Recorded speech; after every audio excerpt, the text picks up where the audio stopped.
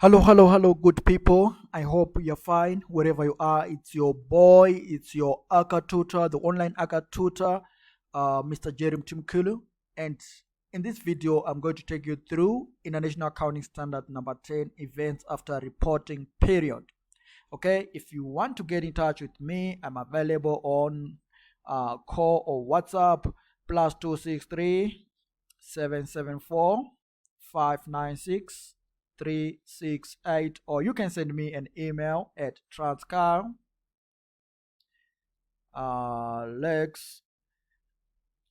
at gmail.com. Okay, at gmail.com. All right, that's where you can get in touch with me. You can as well uh, use this footer for the information about where to get in touch with me. Okay, now without wasting much of your time, let us get straight to the business. Now, International Accounting Standard number 10 sets out the criteria for recognizing events occurring after the reporting date. What is the reporting date? The reporting date, this is the normally called the year end. Okay, it is normally called the year end. All right, or the period end. Okay, this might be in March, it might be in August or 31st December. It depends with the common. All right, so the date at which the financial statements have to be prepared. Okay, or the financial year end of the common. That's the reporting date. All right, it doesn't mean the date at which the financial statements are signed. No, but the financial year of a common, the date at which the financial year of the common ends. Okay. So events occurring after the reporting period are those events both favorable and unfavorable. Do not always look for the unfavorables only. They are also favorable. Okay. They could be favorable or unfavorable, which occur between the end of the reporting period and the date on which the financial statements are authorized for issue. Okay, so these are the events which occurred. Let us say this is 31st December. Okay, and this is the year end. Okay, the financial year end, and the date at which the financial statements issued or authorized for issue. And this could be somewhere around March, let us say 31st March. That's the date at which the financial statements were issued or authorized for issue to the shareholders of the common or to whatever party that is going to receive them. Okay, so these events are those events which occurred during this period. Okay, but we need to separate these two events. They are those that provide evidence of conditions that existed at the end of the reporting period. So there are other events which give us more light about the conditions which existed at this particular date, at this point. They give us more light. Okay, so these ones which give us more light of conditions which existed at the year end are called adjusting events. They are called adjusting events. Then there are those that are indicative of conditions that arose after the reporting period. Okay, there are others which only give us information about events which occur after the year end, but they are not showing us evidence that they were existing at the year end. All right, so those conditions or those events are called non-adjusting. The word adjusting simply means that there is need to correct or to update the financial statements. We need to adjust the financial statements. Okay, that's the meaning of adjusting. Okay, that's changing the figures in the financial statement. You need to change, you need to adjust them. All right. So if it is an adjusting event, it means that you have to make changes in the financial statements. But if it is a non-adjusting event, you do not have to make any changes. But there is something you have to do, and we'll find out. Why do we need this accounting standard? Well, between the end of the reporting period and the date the financial statements are authorized for issue outside the organization, events may occur which show that assets and liabilities at the end of the reporting period should be adjusted, or that disclosure of such events should be given, hence the need for a guiding standard. So the purpose of this international accounting standard is for us to know which event should lead us to the adjustment of financial statements, or for an appropriate disclosure to be made in the notes to the financial statements. So on this background, you can actually see that only adjusting events are going to affect or are going to lead to an adjustment in the financial statements, while its non-adjusting events are only going to be presented as a disclosure in the form of notes to the financial statements. So an entity shall adjust the amounts recognized in its financial statements to reflect adjusting events after the reporting period. And it shall not adjust the amounts recognized in its financial statements to reflect non-adjusting events after the reporting period. So basically, only adjusting events should lead to the adjustment of the figures in the financial statements, while those non-adjusting events should only be put in the notes to the financial statements. Here we present examples of adjusting and non-adjusting events. An example of an adjusting event, or an event which is related to conditions which existed at the reporting date. One of those examples is the settlement of outstanding court case. Okay, remember, in the financial statements, we would have recognized a provision which is a liability. Okay, and let's say we would have a legal liability or a provision of, let's say, $900 million. However, when we make a payment of, say, only 400 settlement, which is required or which is made at the year end, and which is enough to settle the liability, then obviously we can't say we were having a liability of 900 million. We need to adjust. Okay, we need to adjust that figure to $400, which means we have to debit the liability. We have to debit the liability by the difference to reduce the liability. Okay, and also to credit the profit or loss, because it is a gain to us. The liability is reduced, therefore it is a gain. Okay, so, or sometimes we would have recognized, would have made a disclosure of a contingent liability. Okay, we would have made a disclosure of a contingent liability. Okay, let's say we were not sure, okay, of the amount of the legal claim, or we were not sure whether it was going to succeed. All right, so we had made some contingent liability disclosure.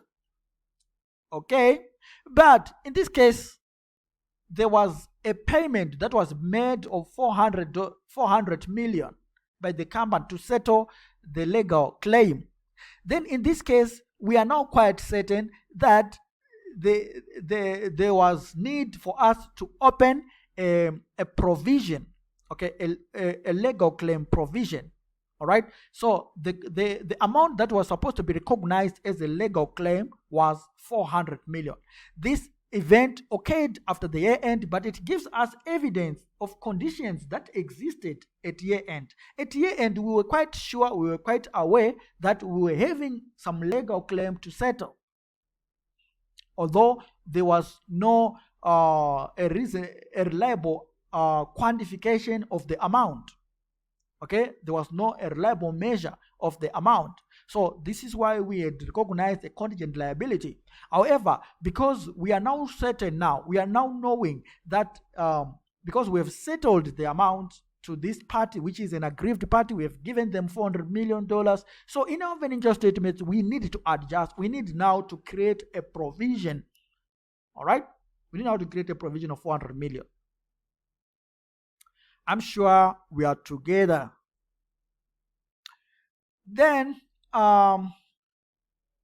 somebody might be asking and say, why do we then have to create a provision, or as we have already settled the liability and there's no more such claim?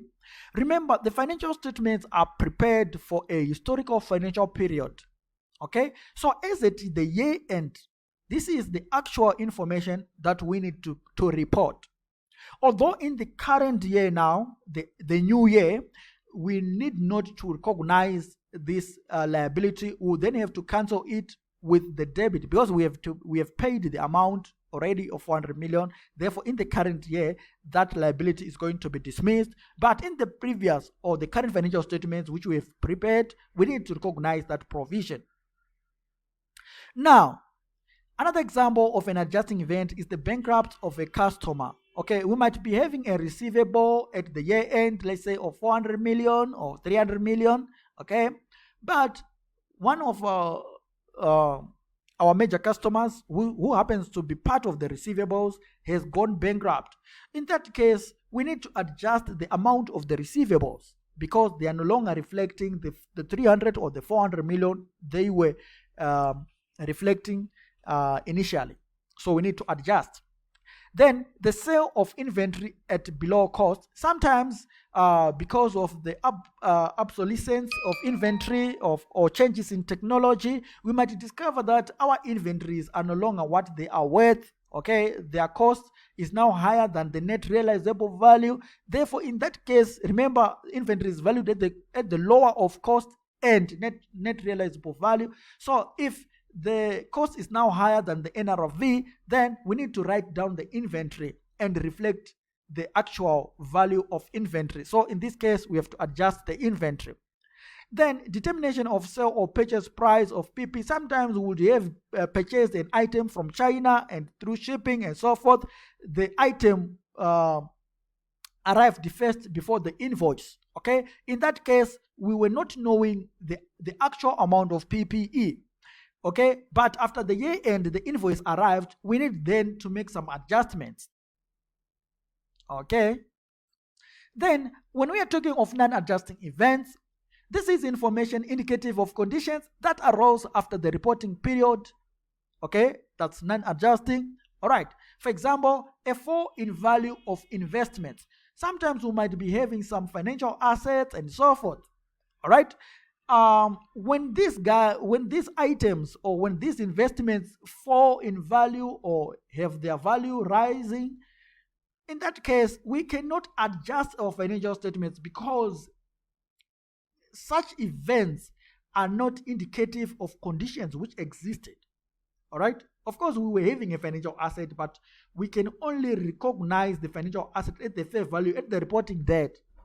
Okay, we can't adjust it again after the year end. That's what the standard says. Then, when we are having a major purchase of assets after the year end, those ones again are non-adjusting events. They should only be disclosed in the form of a note to the financial statements. Announcing a discontinued operation after the year end again is a non-adjusting event. Announcing a restructuring exercise again is a non-adjusting event, because at the year end such conditions were not there. They are just new to us. Okay, note that while there may be non-adjusting events, some events after the reporting period will require disclosure. Okay, if non-adjusting events after reporting period are material, non-disclosure could influence the economic decisions of users taken on the basis of the financial statements. Accordingly, an end shall disclose the following for each material category of non-adjusting events after the reporting period. One thing you have to take note here is that these disclosures are only going to be made to material events, not every event. Now, when you have determined that this event is material and requires, is justifiable for disclosure, you need to disclose the nature of the event. Okay, what is it? Okay, what has happened? And then give us an estimate of its financial effect, or a statement that such an estimate cannot be made. Where you cannot obtain a rough estimate of this event, about its financial effect, then you need to elaborate or to state that such an estimate could not be available, could not be made. Okay. All right, that one is just we have elaborated on those ones, but there is this general rule. The rule for disclosure of events occurring after reporting date, which relate to conditions that arose after that date, is that disclosure should be made if non-disclosure would hinder the user's ability to make proper evaluations and decisions based on the financial statements. An example might be the acquisition of another business. All right.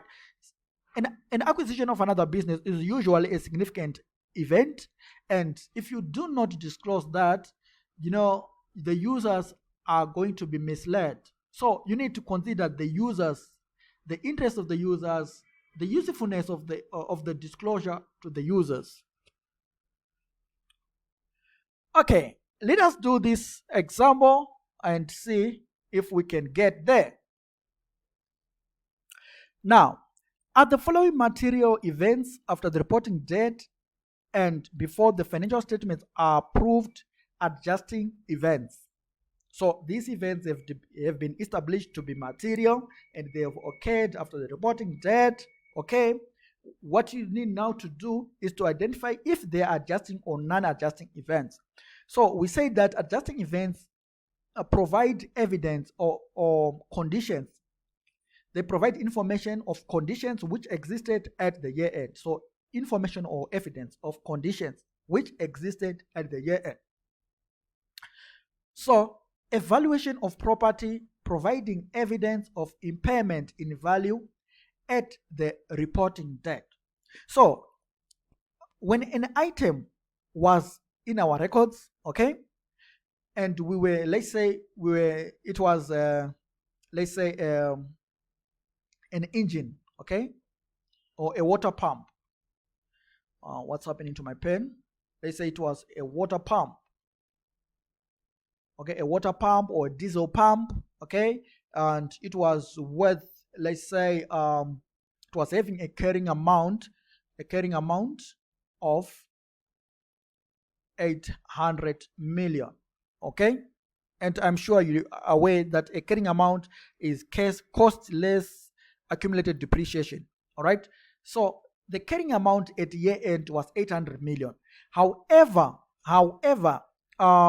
the recoverable amount of this engine or of this pump was found to be 600 million. The recoverable amount.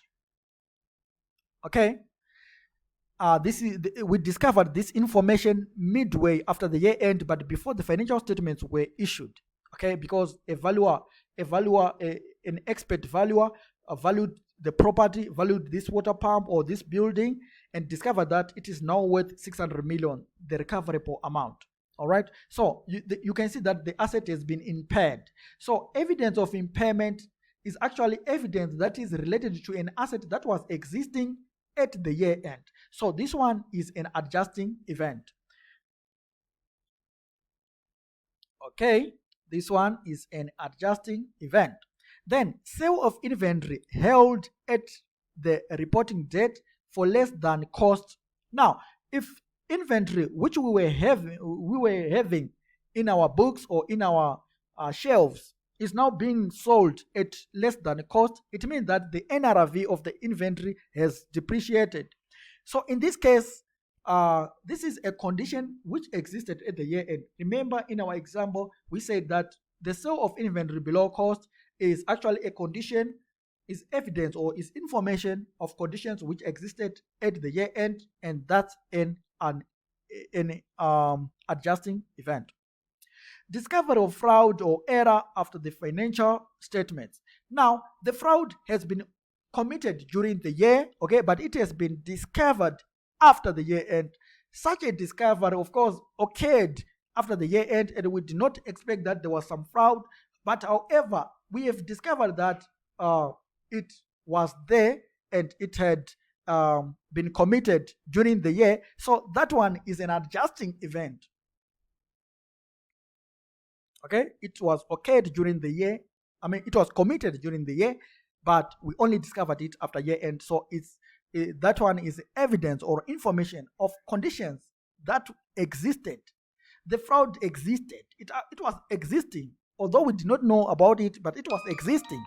So it's an adjusting event. Then the insolvency of a customer with a debt owing at the reporting date, which is still outstanding. The insolvency or bankruptcy of a customer is an adjusting event. Okay, that's an adjusting event. Okay, another example here is the following statement true or false. This should be our last example for this video. Okay, non-adjusting events can be ignored when preparing the annual financial statements and supporting disclosure notes. Non-adjusting events, of course, we agree that these ones do not lead to the adjustments in the financial statement. They do not lead. But the statement is saying non-adjusting events can be ignored when preparing the annual financial statements and supporting disclosure notes. Is this true or false? Obviously, this is false. Okay, this is false. Why is it false? Although non-adjusting events are not accounted for in the financial statements, if material, they must be disclosed in the notes to the financial statement. So therefore, when we are preparing annual financial statements and the supporting disclosure notes, we can't ignore non-adjusting events because they also affect us. They need to be disclosed in the notes to the financial statement. So therefore, this statement is false. I hope, ladies and gentlemen, you have been helped. And if you feel you need a tutor like me, if you need me, guys, I will be there for you. And you can get in touch with me through call or WhatsApp on +263 774 596 368. Anytime is tea time. Anytime, 7 days a week, 365 days a year, 24/7. I will always be there. Okay, I will always be there for you to answer your problems, to serve you. Okay, to tutor you. I am an acclaimed tutor, ladies and gentlemen. If you want to pass our Acca on a serious note, please let's get in touch. Until next time, may the good Lord continue to bless you forever and ever. Amen.